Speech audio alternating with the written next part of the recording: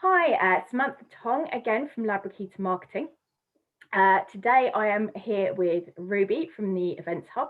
This is part of my series on interviews with experts either in marketing specialist fields or related fields. So today we're talking about marketing events. Ruby is an events expert and has been working organising events for a very long time. Is her day job. So over to you, Ruby, just to explain a little bit about yourself and the Events Hub. Sure, thanks, Samantha. So the Events Hub primarily exists to help clients to plan, produce and promote their events and conferences. So we've been in existence about 9 years, and the biggest thing that we help our clients with is giving them clarity when it comes to planning events, hosting them, putting them on, working with teams. We also help them to save a lot of time and stress and to keep their teams focused on their day job, as opposed to being down tools and away from their desk and their role for a couple of months whilst they're sorting out a big event or a conference or a showcase. So it's an interesting place to be at the moment because of timing and where we are. But essentially, we have lots of expertise within the team. So the team and I come from the hospitality background, from the arts, from conferencing, and from public sector and private sector. So within my team, we've all got sort of what we would call in events a sort of 360 view of events. We've worked in venues, we've worked in agencies, we've worked on the client side of things. So it's great that we've had that sort of view of events and the experience of working in all those different areas, so that we understand the pain points that our clients are going through, or we might understand it more from a venues perspective, where we're trying to explain things to clients when it comes to planning or hosting, etc. So the business has been going for 9 years, nine and a half years, and I've been in events for about 18, 19 years. I started off in hospitality and then sort of refined that and went down the events route. So we live and breathe it. We've lived and breathed events for a very long time, the team and I. And now that we are where we are and we're working in virtual events, my team has been extended into the sort of the technical and production side of things, which we can talk about later. So we've got a technical partner who have been live streaming events since 2009. So it's not a new thing for them. And so our partnership means that we can still offer really good events expertise that we've built up over the years, as well as that sort of technical production piece that's really crucial for events these days. Okay, brilliant, thank you. So we're just to explain to the audience, if you're watching this sometime after this has been recorded, we are in the middle of a pandemic at the moment. So pretty much every event is, well, yeah, all events certainly in this country are online at the moment. So there've been quite a few changes, although like you say, we have had virtual events for a long time, but there's a lot more that's gone online. I'm guessing a lot more technology that's come about over the last, or become aware of in the last few years. Yeah. So if we wanted to, so if there are marketers out there or people who run their own business doing their own marketing, wants to run a marketing event for their clients or potential clients, what sort of technology do you think they should be thinking about? Obviously, we've got Zoom. This is being recorded on Zoom. I think most of us are familiar with that, but I'm sure there's a lot more out there that we should be thinking about. There is, and it's interesting because back in sort of the summer of 2020, when I was looking at virtual platforms and where virtual platforms fit with production and where production fit with platforms, and then where event management came in.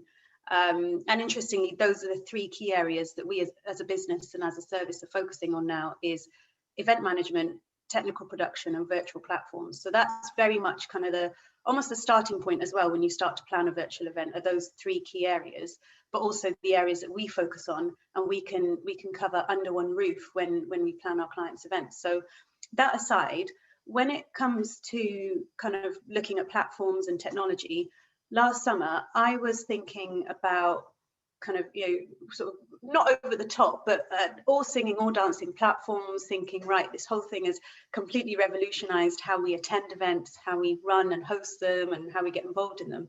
So we kind of need a platform that can do all this wonderful stuff, But actually, what I then realised going into the autumn and the winter was that people were coming to me and asking for advice and asking for proposals and how can we do this and how can we structure this. But actually, it was fairly overwhelming because there was so much chaos going on in the world. Very few people were committing at that point because nobody knew what the outlook was. And nobody knew what the autumn looked like, let alone the winter and things like that. So when it came to planning, people were planning on very short cycles. And also it was a case of, actually, that sounds really overwhelming. I'm just getting used to Zoom. I'm just getting used to Teams. So it was quite interesting to see that kind of, the way that sort of evolved. And what I realized towards the end of last year was that a lot of people, especially if they're going into it for the first time, want to just take those baby steps. And I'm all for just using Zoom or Teams if the event calls for something as straightforward as that. Or if a client is doing their first virtual event, it doesn't need to be very big, or it's an internal event, or the stakes aren't as high as something that's external, or you've got paid delegates and need to put on a bigger production. So what's been really interesting is that sort of keeping it simple so as not to overwhelm people. But at the same time, we're kind of at this crossroads where people are going kind of a bit bored of Zoom and the same old thing, because I'm on it doing meetings all day, and then I go into an event in Zoom and it's all very samey. And my take on it is that it's very much about how a client uses a platform as well. That's probably more important. And the biggest bit of advice I give is get your platform to fit your event. Don't try and get your event to fit the platform, because you lose the ethos of what the event is about, or the structure, or something that your attendees would generally find familiar about that event. So there's got to be a familiarity about that event to a certain degree if it's transitioned from something that was live. So it's quite interesting. There are really easy to use platforms out there. A lot of the new platforms now are browser based as opposed to apps. So you get a link to an event and then it would just pop up in Google Chrome or something, and you would just go in, fairly self-explanatory, and away you go. And a lot of the platforms are going down that route now. And I'm also finding that a lot of the platforms are getting easier to navigate, because I think it is just that they want to save people from overwhelm. So I think designing an event for the virtual platform is really key, and not trying to get the event to fit the platform is another really important thing. And don't forget about the people the other side of that screen, because as organisers we get very focused on what we want to deliver, but actually we need to think about what is it the other person on the other side of that screen wants from this event. And that might be an attendee, that might be a sponsor, that might be a speaker. So there's got to be sort of a journey for each of those people, through the marketing campaigns and through the touch points and the comms and everything else that make them feel part of something that's really useful, really valuable, and it's going to be memorable. So that's my take on it. So from the user's point of view, they should see as little, by the sounds of it, they should see as little difference as possible between the virtual version of the event and what it would have been, or what it usually is face to face. Well, it depends what it is. But what I'm saying is that if an event is, say it's a membership organisation, and someone has been part of that organisation, let's say a chamber, for example, they've been part of that chamber and they used to go to that particular event when the chamber had it as a live event, and then they've come into it in the virtual space. There's got to be something that's familiar, not necessarily the structure or the format, because I think this whole digital disruption thing has thrown things completely wide open for us. So I think we've got to be creative and adventurous, but I think also that somehow through that linkage between the live event and the virtual event, some sort of familiarity would be great, whether it's something simple like branding, or it's the host of the event, or it's something. I think particularly where there is a sort of that connection, or it's an online community, or it's an offline community, something like a membership, there's got to be something. But what I'm saying is that it shouldn't be a live event just picked up and put into a platform.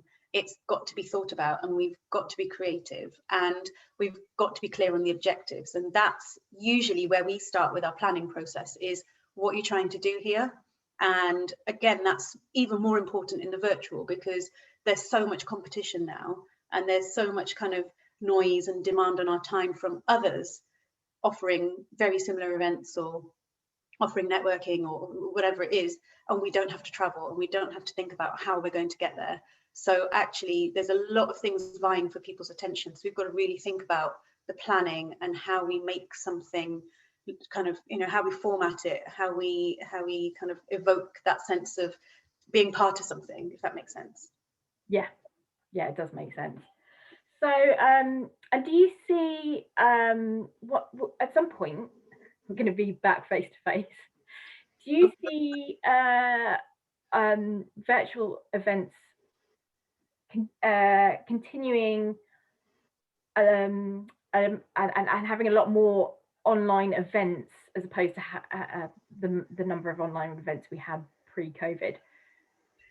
Yes, I think so. Well, I'm certain actually, because when we look at how we are working right now, how we are networking, how we're accessing events, and access to events is content and it's interactions and it's networking and it's education or whatever it is, and those barriers to entry are down. So what we have kind of got used to is this way of just going out of a meeting and into an event, you know, out of that event, over, go grab some lunch, you know, and then back in, and then the next thing, the next task, or whatever. So what I genuinely believe that has happened is that we've all become really accustomed to this way of working. And I know for certain that a huge amount of my networking, for sure, and networking is just a small part of events.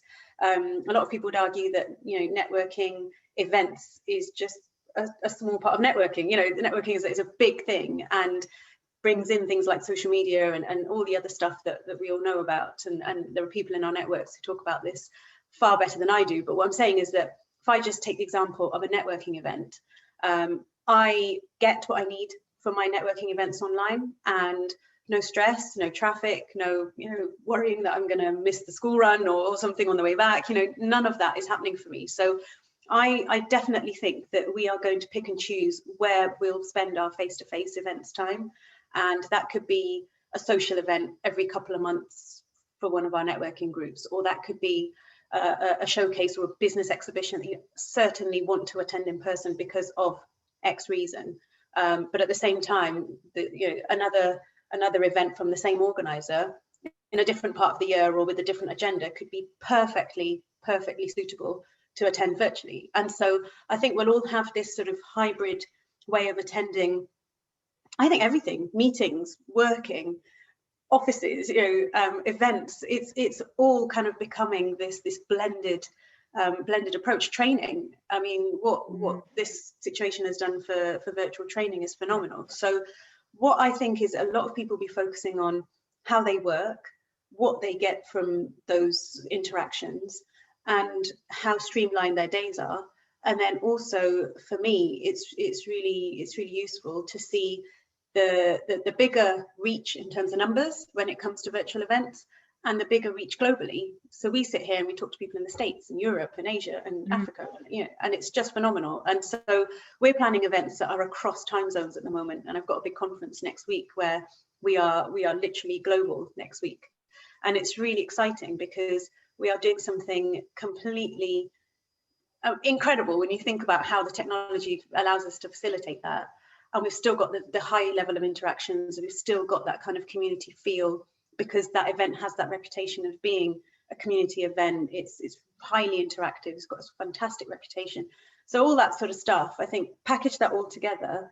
And if we look at our diaries or our calendars, and we look at the events and the interactions that we have, there are a lot of things where we are going to go virtual is either on par or it's better. Or we'll go, actually, for that particular one, I want to be face to face for these reasons. And so we are justifying then why we would go to a live event.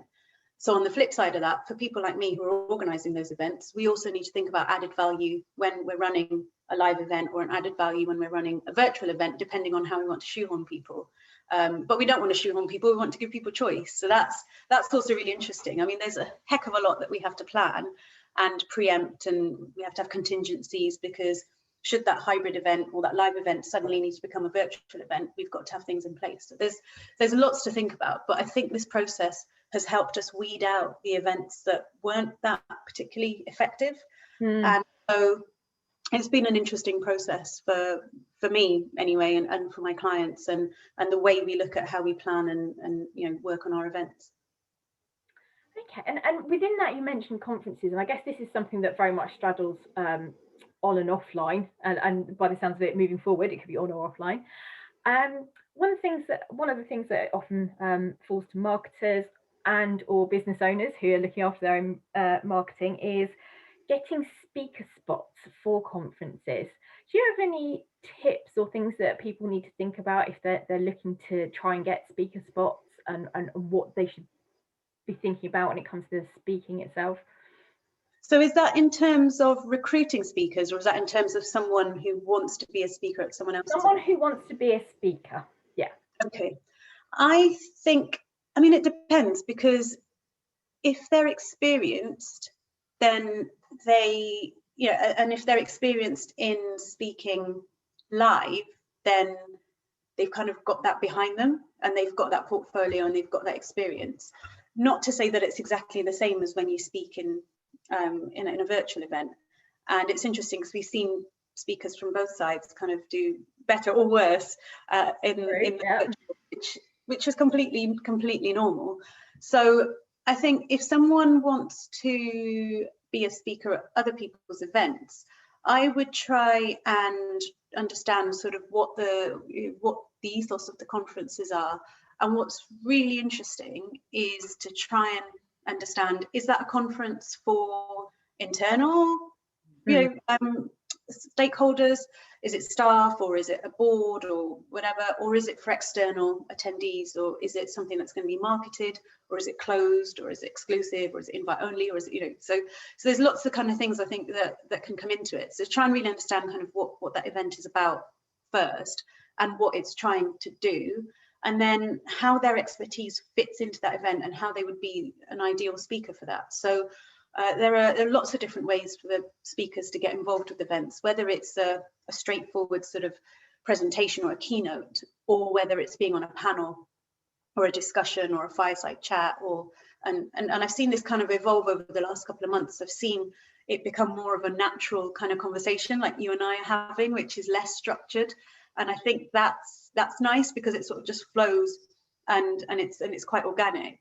But at the same time, you know, this sort of scenario is fine, but actually if it's something else that has to be very much on point, then they need to understand that it's a structured flow. So there's really that understanding of what the expectations are, and where they need to take that presentation or that keynote, or, you know, however they get involved. But the other thing is that I'm getting to a point where I'm enjoying the Q&A style, the discussion, the more interactive style sessions, as opposed to being spoken to by someone for quite some time, because unless they're very captivating and very experienced, then it can be quite difficult to keep, you know, on track and not get distracted.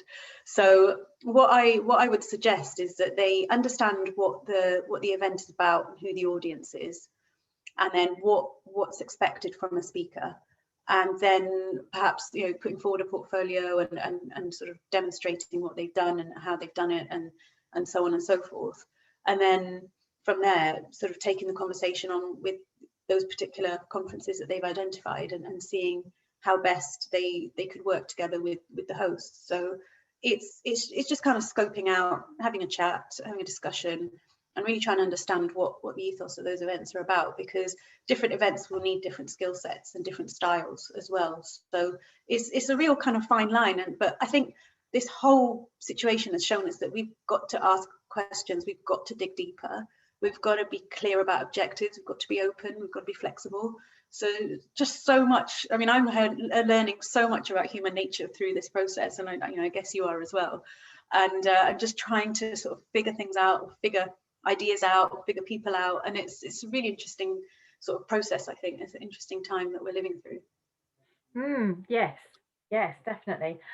And yeah, it's really interesting how things have been moving.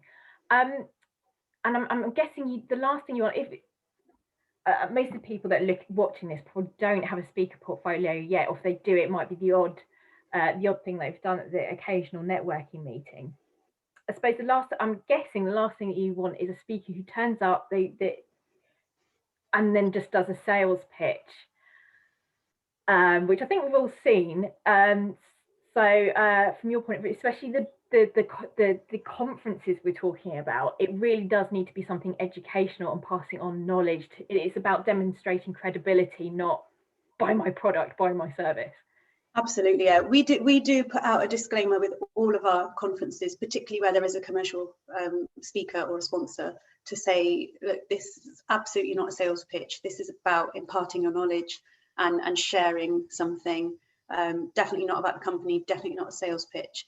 And so what's really good, and we do this for a couple of clients, is that we take the speakers through this sort of speaker journey, and we brief them, and we tell them exactly what the expectations are, who the audience is, what the other segments might be, just so that they can tweak what they've got, and so that we can be absolutely certain that that session is not going to be a full-blown sales pitch. And so things like, we need presentation slides a week or two before a virtual event. It's not just turning up to an event with a USB stick. It's so different. So when we get things like that, we've got a sense of what they're going to cover and what they're going to talk about. So we can definitely keep that in check. But it's all in the briefing and in the communications. And a big part of events I've learned over the last sort of 19 odd years is that it's all about communication. It's all about letting people know where things are at, moving things forward, and just keeping that communication going both ways. And that's worked well for me so far. Excellent. And hopefully there will be face-to-face events in the not too horribly distant future, and we will be back doing things like trade shows. So if someone's thinking about exhibiting at a trade show, do you have any advice for them to think, all the things they need to think about, what they want to show, how they go about it, etc.? Yeah, when exhibiting at a trade show, it's very important, especially if it's one of these big national conference centre style trade shows. And even if it isn't, if it's something smaller and it's local or it's sector based, always suss out that event. Always ask for the stats from previous events, and a good exhibition or trade show organizer will have those stats and will share them with you. And so suss out what's been done before, and numbers and delegate profiles and visitors and all the rest of it, so that you really understand whether that event is worth the investment in the first place. And another thing I would suggest is that go and attend one of those shows as an attendee first, particularly for one of these big national ones, because they are thousands and thousands upon thousands just for floor space. And then you've got staffing and stand build and all the equipment and everything else. So it's really important to suss out what it is you're letting yourself in for, especially when you're parting with a lot of money. And so that'd be my top tip, is go and suss it out, go and get some stats and some details from the organisers, and just figure out if that's exactly the right show for you at the right time in your business. And then the other thing would be, I mean, hopefully we're talking in the context of a live trade show, and it's about mapping out exactly why you're there. Again, going back to strategy, going back to objectives. Why are we going to this? Who is going to be involved in this, and why we're taking those people away from their day jobs to be on this stand for however many days or hours. And then really working out a process for how the interactions will work. And then that also helps shape what's on that stand, what interactions might be. You might have some hands-on stuff, you might have samples, you might have giveaways, but they've all got to tie in together. So we can't have all these disjointed activities going on the stand.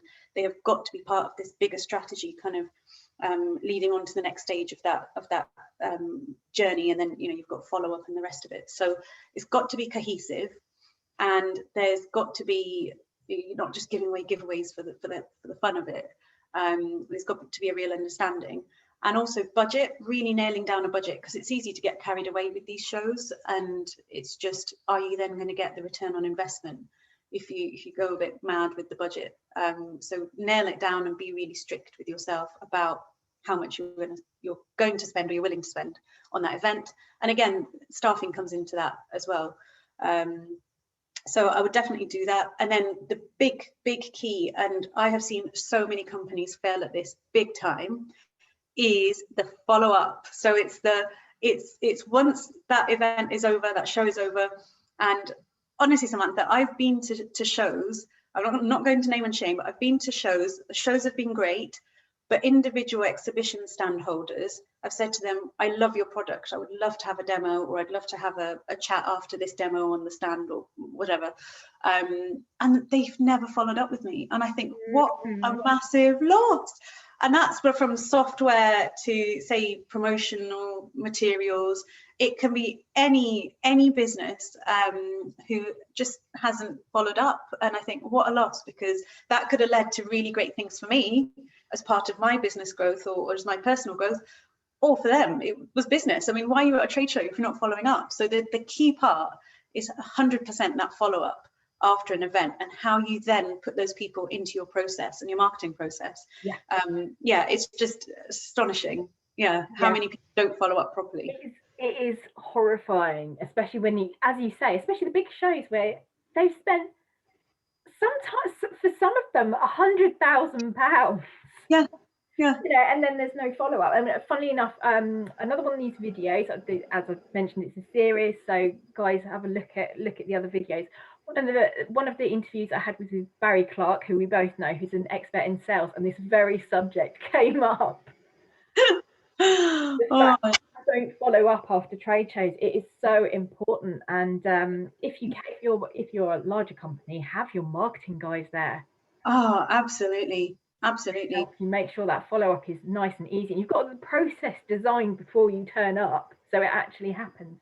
I mentioned that I in that interview as well, I was working for one company for about 10 years, and when I started, they'd come there was one trade show in the first year I was there, and they came back to one guy who had a bit of a breakdown when he saw it, a pile this high of leads from this show that had happened 2 weeks previously.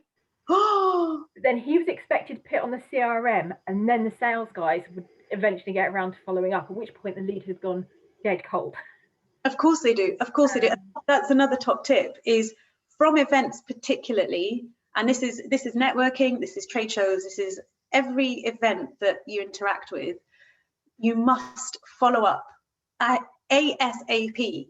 I've been to shows and people have followed up with me immediately whilst I'm still walking around the show, and I think that's brilliant, because they've got the process nailed. They know exactly what they're doing, because that, strike while it's hot, because so many people will just leave it. And I think you're right, part of that process has got to be right. As soon as that business card is dropped, or that conversation is had, or that form is filled, or that QR code or barcode is scanned from that badge, this is our process. And you're absolutely right that you've got to get marketing involved. And even if it means to get someone like a VA or someone, or just bring some additional resource in and just give them that task, that will validate that attendance, because otherwise what's the point of you being there? And this is just, it's just so common. It's frighteningly common. And even simple things like, you can't read the sales guy's handwriting, but if he's there, he's just had that conversation, he'll still remember what it was about. Absolutely. And you can stick it on if you've got you just have one person with an iPad there who puts it into the system. That person automatically, you get your automation sorted out, so that person automatically gets an email with any literature that they've requested, and we will be following up with you. You've got that process nailed. Absolutely. Absolutely. It's not difficult, and it's not expensive. You can get apps for iPads, like you say, Samantha, and lead gen apps for whilst you're on stand on a show, to just record someone's stuff and off it goes. And you can build your landing pages, you can build your process around it. But what I would say is that if someone isn't going to be bothered to build that follow-up process, then they shouldn't be at the event at all. It's for vanity, otherwise. It's not for any particular objective, and I think it's a waste of time and it's a waste of money. And even if you're a smaller company, if you're a one-man band, you can make sure that you've got your tablet or your phone or whatever. Just make sure that you do that follow-up. You've probably got time, if it's a smaller show and you're a smaller person, to have that same process. It's really important, even if it's more manual. Absolutely. We've had that with some of our virtual exhibitions, and again, I'm going to talk about just chamber example, but the virtual exhibition was last year, and people are still having conversations, having met at that virtual exhibition about 6 months ago. Because there was that follow-up process, or there was that sort of song and dance around the exhibition, and they've gone, oh yeah, you were at that show. Yes, I was. Yeah, okay, let's go and have a, and so it's really interesting that for even for a small business, getting involved is not difficult so long as you've got a process sorted. And it doesn't need to be expensive, and it just means that you're giving this kind of professional image of what you are and what you do. So I think, you know, whether it's virtual or whether it's live, that the process has got to be absolutely nailed down, because you're going to be remembered for that months on. Absolutely. Right, yeah, absolutely. Okay, so are there any other general comments that you have, things we need to think about if we're organising a marketing event of some sort? My biggest tip, and I tire of hearing myself say this actually, is strategy. So have a plan and know what your objectives are, because if you don't have either of those and you're not measuring them at the end, then there's just kind of no point. And so you really, I mean, I know I'm being very blunt, but it is just a case of, we've got to a point where you know, people are going to be looking at this maybe in a few months or a few years down the line, but we've got to a point where people are looking at potentially a hybrid events calendar. So some virtual events, some physical events, some hybrid events. So there's going to be that whole really sort of moving parts of events calendars. So it's not necessarily that straightforward, but we are really having to think about what we're doing and where we're doing it and how we're doing it and how we structure it. And again, marketing follow-ups and all the rest of it. But the biggest thing is the strategy piece, because if that's not there, holding everything together, and then there's no process to measure or follow up, then it almost kind of just invalidates the whole thing. And so I really suggest that an event is made part of, especially for smaller businesses, it's made kind of a part of your main calendar. It's not just something just out on the periphery of something else that you're doing. It's a key and core activity, and it needs to sit with marketing. It needs to sit with client retention. It needs to sit with lead gen and all these sorts of things. So that's why I'm so massively vocal about events, because I think people need to understand that they aren't standalone. And so when it comes to things like budgets, for example, you're not just looking at an event budget, you're looking at some of marketing, you're looking at lead gen, you're looking at, you know, all these other things. So it's really important, and I really kind of, you know, want to educate people about this, that you think about the plan, you think about the strategy, build the event into your overall event, and kind of share that business strategy, share that marketing strategy with your event organizer or whoever in your organization looks after events, and you know, whether it's a board or anything else. It's really important to communicate that and to get everybody's input, because then that's how people are going to bring more creative ideas to the table and create something really cool. So yeah, that's kind of my advice, is strategy. Funnily enough, that's one of my pieces of advice for marketing in general. Make sure that you know why you're doing what you're doing. And yeah, everything we talk about marketing events here, so everything marketing needs to be in your marketing plan for the year, and then you need to have an individual plan for each piece of marketing you're doing, whether that's a campaign, which might include an event, or it's the event itself, or it's, you know, your